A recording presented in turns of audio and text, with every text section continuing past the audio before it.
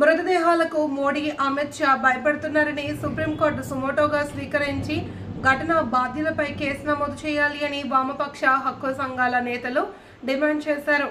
Khammam Giriprasad Bhavan CPI కార్యాలయంలో media సమావేశంలో నాయకులు మాట్లాడారు. మావోయిస్టు మృతదేహాలను చూసి పాలకులు భయపడుతున్నారని, అందుకే నంబాల కేశవరావు సహా 8 మంది మృతదేహాలను అప్పగించలేదని వామపక్ష ప్రజా హక్కు సంఘాల నేతలు ఆరోపించారు. శత్రు దేశాల సైనికులు యుద్ధంలో మరణిస్తే మృతదేహాలను స్వదేశానికి అప్పగిస్తారని, కానీ మావోయిస్టు మృతదేహాలను అప్పగించకుండా ప్రభుత్వం కిరాతకంగా వ్యవహరించింది అని తెలిపారు. ఆదివాసీల మనుగడపైన సుప్రీంకోర్టు స్పందించాలి అని, ఆపరేషన్ కగార్ను నిలిపివేసి శాంతి చర్చలు జరపాలని వారు డిమాండ్ చేశారు. కేంద్ర ప్రభుత్వం వ్యవహరించడాన్ని మేము తీవ్రంగా ఖండిస్తున్నాం. అడ్వకేట్ జనరల్ ఛత్తీస్గఢ్ హైకోర్టుకి స్పష్టంగా హామీ కూడా ఇచ్చాడు. పోస్ట్ మార్టం అయిన తర్వాత బంధువులకు అప్పజెప్పేటువంటివి చేస్తామని చెప్పేసి హామీ ఇచ్చి కూడా దాన్ని కూడా ఇవాళ ధిక్కరించి ఆ భౌతిక గాయాల్ని పోలీసులే అంత్యక్రియలు చేయటం అనేది ఇది దుర్మార్గమైనటువంటి చర్య. ఈ చర్యను తీవ్రంగా ఖండిస్తున్నాం. గత కొద్ది రోజులుగా బాడీలను అప్పజెప్పాలని హైకోర్టులో, సుప్రీంకోర్టులో కేసులు వేశారు. అనేక పార్టీలు, ప్రజా సంఘాలు పెద్ద ఎత్తున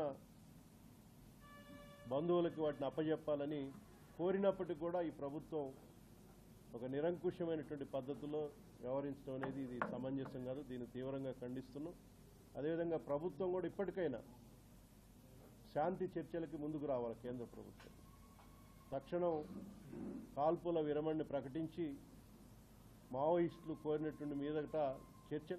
గత 2 నెలల బట్టి జరుగుతున్నటువంటి పరిణామాలు మీ అందరూ చూస్తూనే ఉన్నారు. నిన్న రాత్రి వరకు కూడా 4 రోజులు 5గురు బంధువులు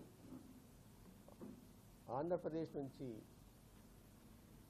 3, తెలంగాణ నుంచి 2, ఈ 2 శవాలు పట్టుకొని కాల్చివేసినటువంటి శవాలని, వాటి మీద కనీసం ఒక ఆర్టికల్ 21, రాజ్యాంగంలో ఆర్టికల్ 21 ఉన్నది.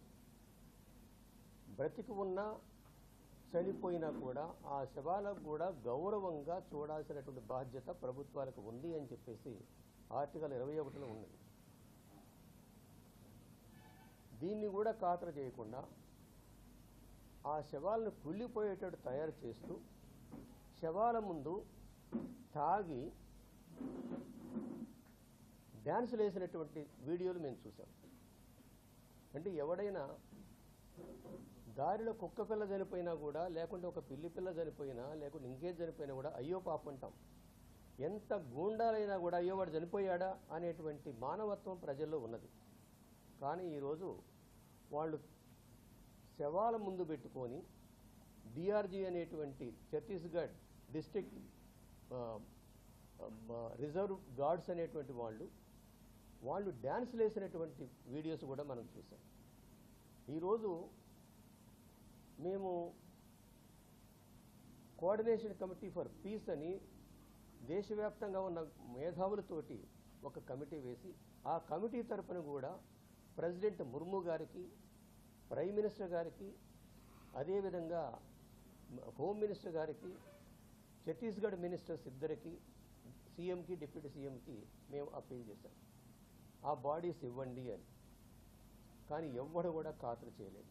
చివరికి రాత్రి 4 రోజులు బట్టి వాళ్ళని హింసిస్తూ, ఆ బంధువుల్ని హింసిస్తూ, వాళ్ళకి ఏమాత్రం షెల్టర్ లేకుండా చేసి హింసిస్తూ పోలీస్ స్టేషన్లోనే పెట్టుకొని ఇస్తామని చెప్పేసి గంటలు తరబడి వెయిట్ చేసి, చివరికి వాళ్ళు చెప్పిన మాట ఏమిటంటే, నారాయణపూర్ సూపరింటెండెంట్ ఆఫ్ పోలీస్ చెప్పిన మాట ఏమిటంటే, మీకు ఈ శవాలను ఇచ్చినట్టయితే ఒక 10 కిలోమీటర్ల ఊరేగింపులు చేస్తారు, తర్వాత వీళ్ళు ఏ ఊరికి సంబంధించిన వాళ్ళు ఆ ఊళ్ళలో వీళ్ళ స్తూపాలు పెడతారు, ప్రతి సంవత్సరం వీళ్ళకి అరుణాంజలి గడిస్తారు.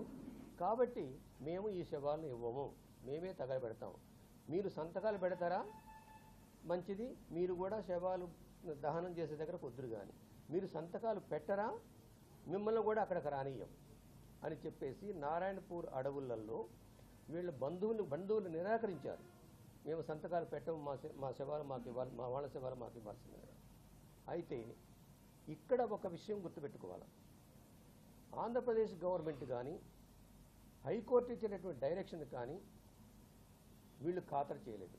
ఆంధ్రప్రదేశ్ గవర్నమెంట్లో ఉన్నటువంటి శ్రీకాకుళం సూపరింటెండెంట్ ఆఫ్ పోలీస్ కూడా ఈ శవాలను ఇక్కడికి రానియొద్దని చెప్పేసి నారాయణపూర్ ఎస్పీతో మాట్లాడాడు. ఇవన్నీ కూడా రికార్డెడ్ ఉన్నాయి. రాశాడు, ఉత్తరాలు రాశాడు. అయితే మిత్రులారా, మనం ఒక సివిల్ సొసైటీలో ఉన్నాం, ఒక పురాతన సమాజంలో లేము. పురాతన సమాజంలో ఉన్న వాళ్ళు కూడా మీకు ఇజ్రాయెల్ సమాధులు చూడండి, లేకపోతే ఇరాన్ సమాధులు చూడండి, ఈ దేశంలో ఉన్న సమాధులని చూడండి. ఈ సమాధులలో మొత్తం కూడా వాళ్ళ పూర్వీకులు ఉన్నారు. కాబట్టి ఆ స్థలాలను మేము విడవము అని చెప్పేసి కూర్చున్నాం. చనిపోయిన శవానికి ఇక్కడ ఈవెన్ కరోనా అప్పుడు చనిపోయిన వాళ్ళకు కూడా దహన సంస్కారాలు చేశారు. ఇక్కడ ఖమ్మంలో కూడా మీరు చూసే ఉంటారు, పోలీసుల సహకారంతో దహన సహకారాలు చేశారు కరోనా పేషెంట్స్ కూడా. కానీ ఇప్పుడు కక్ష కట్టి తాగి తందనాలు ఆడుకుంటూ డ్యాన్స్ వేసుకుంటూ వాళ్ళు ఆ శవాలని దహనం చేశారు బంధువులకు ఇవ్వకుండా. రాజ్యాంగంలో ఉన్నటువంటి ఆర్టికల్ 21ని వాళ్ళు అతిక్రమించారు. వీళ్ళకి ప్రభుత్వంలో ఉండేటువంటి అర్హత కూడా లేదని చెప్పేసి సిసిపి తరఫున, అంటే కోఆర్డినేషన్ కమిటీ ఫర్ పీస్ తరఫున ఆ మెంబర్గా నేను డిమాండ్ చేస్తున్నాను.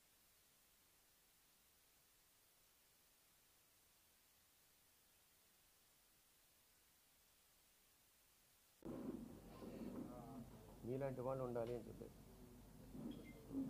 సరే మాట్లాడతాను, డీటెయిల్స్ మాట్లాడతాను.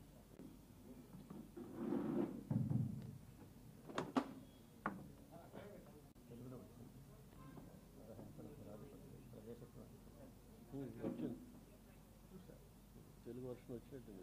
తెలుగు వర్షం వచ్చింది. ప్రధానంతలు ధనాధిపతులు నవ తెలంగాణ బుక్ రోజు బీజేపీ ప్రభుత్వం, కేంద్ర ప్రభుత్వం కానీ రాష్ట్ర ప్రభుత్వాలు కానీ మావోయిస్టుల మృతదేహాలను చూసి కూడా భయపడుతున్నాయి అర్థమవుతుంది. చంపేశారు, చంపిన తర్వాత కూడా సాధారణంగా ఫార్మాలిటీస్ పోస్ట్ మార్టం పూర్తి చేసిన తర్వాత బంధువులకు అప్పగించడం కనీస పద్ధతిగా ఉంది. దాన్ని అమలు చేయకుండా, అంటే ఈ మృతదేహాలతో వచ్చేటువంటి స్పందన దీని ప్రజలు వస్తారు, ఈ ప్రభుత్వ చర్యలను ఖండిస్తారని చెప్పి భయంతో దొంగసాటుగా రాత్రిపూట తీసుకెళ్లి అడవుల్లో తగలబెట్టారు. ఇప్పుడు మిత్రులు చెప్పారు, అంతకుముందు కోర్టు కూడా హామీ ఇచ్చారు. అడ్వకేట్ జనరల్ అంటే ప్రభుత్వం ఒక అభిప్రాయం చెప్పాడు ఆయన, పోస్ట్ మార్టం పూర్తయినాక ఇస్తామని చెప్పేసి. అంటే కోర్టును కూడా మోసం చేశారు, తప్పుదారి పట్టించారు. అందుకే ఇది పోలీసులు స్పీడ్లు పంచుకున్న, సంబరాలు జరుపుకున్న, టపాసులు కాల్చిన ఇదంతా పోలీసుల పనే కాదు, ఈ ప్రభుత్వ వైఖరి. అది బీజేపీ ప్రభుత్వం, నరేంద్ర మోడీ, అమిత్ షా వాళ్ళకి ఎంత నిరంకుశంగా ఉండదలుచుకున్నారో, ఎంత నిర్దాక్షిణ్యంగా ఉండదలుచుకున్నారో, ఎంత అప్రజాస్వామికంగా రాజ్యాంగాన్ని, చట్టాలని, న్యాయ సూత్రాలని అన్నిటిని కూడా ఉల్లంఘించి ఈ దేశంలో పరిపాలన సాగించాలని చెప్పేసి ఒక ఆలోచనకి అది అడ్డం పడుతుందని అర్థం చేసుకోవాల్సిన అవసరం ఉంది. దీన్ని తీవ్రంగా ఖండిస్తా ఉన్నాం. చర్చలు జరపాల్సిన అవసరం ఉంది. దాదాపు దేశవ్యాప్తంగా అనేక ప్రజా సంఘాలు, రాజకీయ పక్షాలు, వామపక్షాలు, ప్రజాస్వామిక వాళ్ళు డిమాండ్ చేశారు. అయినా ప్రభుత్వం పెడతామని పెడతా ఉంది. ట్రంప్ ఆదేశిస్తే పాకిస్తాన్తో చర్చలు జరిపిన ప్రభుత్వం, లేదా 26 మంది అమాయకులను చంపిన ఉగ్రవాదుల మీద దాడులు చేయకుండా ఆగిన ప్రభుత్వం, ఈ దేశంలో ప్రజల కోసం, ఆదివాసీల కోసం, వాళ్ళ హక్కుల కోసం పోరాడుతున్న వాళ్ళ మీద చర్చలు జరపకుండా నిర్మూలిస్తామని చెప్పి అనడం అంటే ఈ ప్రభుత్వం